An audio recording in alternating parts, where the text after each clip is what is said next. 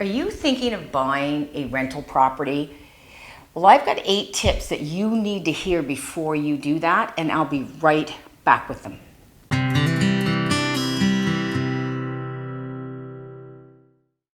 Hi, I'm Brenda Kay with the Halifax Home Selling Group, and this is the sweet Miss Frankie who's just not sitting still here this morning. So thank you so much for tuning in to my video. If you like our videos, please hit subscribe. You'll get one every Thursday. So today we're going to be talking about something that really seems to be something people want to do now. They want to take the home equity out of their current home and they want to purchase a rental property. So that being said, from the financial side, you can use a home equity line of credit, but other than that, you cannot. It's 20% down. Please talk to your financial person before you start to look at any of these. So, all right, what's number 1? Hire a realtor. Hello. The reason I say hire a realtor, hire your own realtor, because the realtor representing the seller, I mean, they're in to get the most money for the seller. You're not going to get the straight answers from them, especially things that, you know, are detrimental to what may come up or issues or this or that. Get your own realtor and make sure that your realtor has sold investment properties before. If this is the first time they're doing them, guess what? They're practicing on you. So probably don't want that. Number 2, base the style of home you buy on your own strengths. I mean, me, and there are a lot of women buying properties now on their own, and you know what? I can't even hold a screwdriver. So if I buy something, it's going to be like a condo or maybe a townhouse or something. It doesn't have any big major things that I may have to face myself. I mean, my husband, he can fix anything. Plumber, carpenter, you name it. So any style would suit for him because he doesn't have to always hire somebody to go in and get it fixed there. So number 3, take in all the monthly expenses. I'll tell you how this is going to relate to the next one in a minute, but you want to have, like, you're going to have your mortgage, you're going to have your taxes, you're going to have insurance on the house. If it's oil heated, you're going to have the cost of the oil. And if it's a triplex or fourplex or anything that has common areas, you are going to have an electric cost for that area. So that takes us right into number 4, evaluate the rents. And this is so important. What is the rents in that area? What type of property it is, how much it'll get, where it's at. I'm not a rental agent. That's not my specialty. So what do I do when I'm doing this for clients?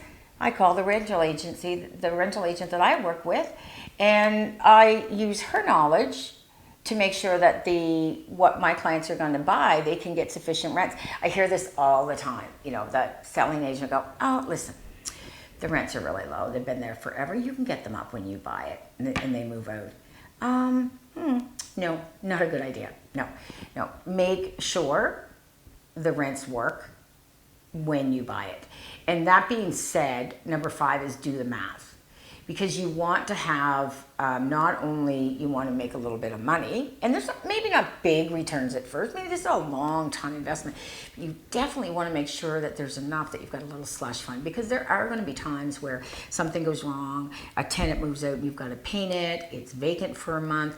And this is on your personal credit. You know, you have to make those payments out of your own personal income if that's vacant. So make sure that you do that math, you have that little slush fund. Let's jump back to the rental agent. I suggest to everybody, hire a reputable rental agent company. Let them do the work. They know what they're doing. If you're going to do it yourself, oh my heavens, do the credit check and call the references. And not only just call where they used to live, where do they work? Call their employer. You know, hey, Mr. Employer, is he good? No, he shows up like once every 2 weeks. That's probably not the type of tenant you want. So make sure if you're doing it yourself, you call the references, you do the credit check, right? Property checks. This is huge to me because I have seen in the past, I have one right now, where, you know, for a couple of years, the tenant was great, they paid the rent, they renewed every year.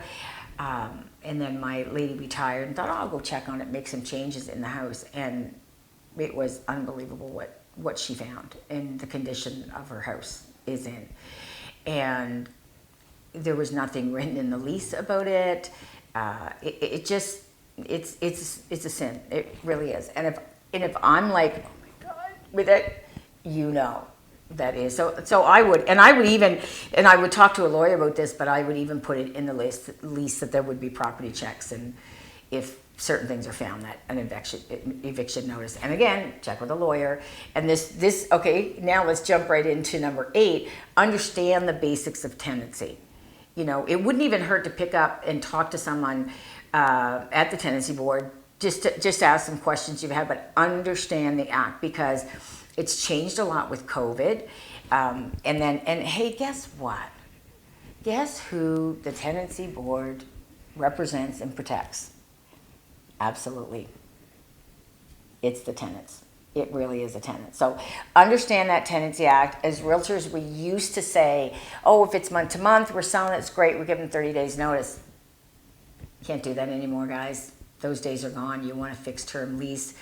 You know, there's times when you're selling that you need to get affidavits from the buyer. It's not what it used to be. So if you're thinking of purchasing a rental property, I would love to help you. You can reach out to me at brendak@brendak.ca. Below, I put the link on the Ultimate Home Selling Guide, and also Home Suite Halifax Buyer's Guide that you can download. I'm Brenda Kay. This is the Sweet Miss Frankie. Thank you so much for tuning in. We'll see you next Thursday. Cheers.